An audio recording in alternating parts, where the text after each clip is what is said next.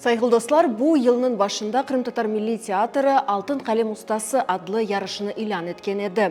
Ве бұл ярышта 20-ден зияде муэллифлер өз эсерлеріні тақдим етті. Бүгін ісе театрде ярышның қалиплері илан етілежек.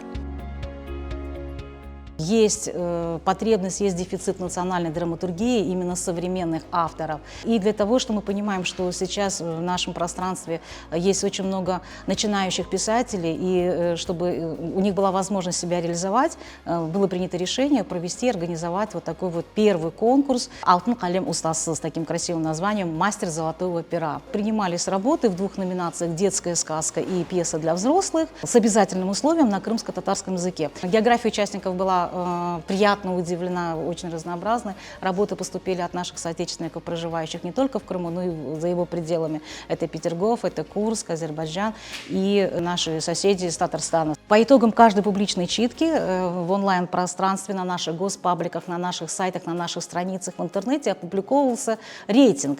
Рейтинговая таблица, где участники, зрители, слушатели оценивали свои работы. Читки проходили у нас с марта месяца по июнь месяц включительно. И далее по художественный совет театра, в который входят ведущие специалисты театра, уже дали свою оценку. Сегодня для нас знаковое событие. Мы озвучим эти имена, которые уже золотыми буквами будут вписаны в историю театральной жизни и в историю театра нашего. Две пьесы победителя обязательно войдут в репертуар театра, и я уверена, что до конца 2026 года мы порадуем наших зрителей новыми двумя премьерами.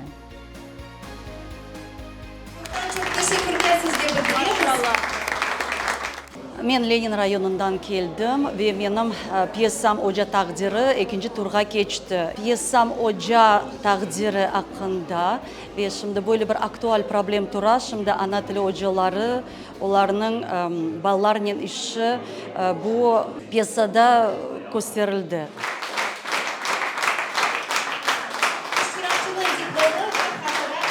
Вышла его книга «Достлар Чохрагы», и в ней, соответственно, это одноименная пьеса, которая сегодня победила. И в стенах этого театра она будет выпущена. С этим театром, конечно, очень много связано воспоминаний. И я очень рад, что она здесь будет играться. Мы с удовольствием придем, посмотрим спектакль. Самая главная гордость, потому что он об этом мечтал. Олег Шурин,